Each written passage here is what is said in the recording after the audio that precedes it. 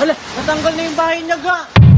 Hey guys, ako si JC. Palaging nagsasabing tamad ako pero may pangarap ako. Kaya tara, samahan niyo ako. For today's video, nanggaling ako sa Quezon papunta ng Aborlan. At kung hindi niyo pa nalalaman, meron lang akong papasyalan.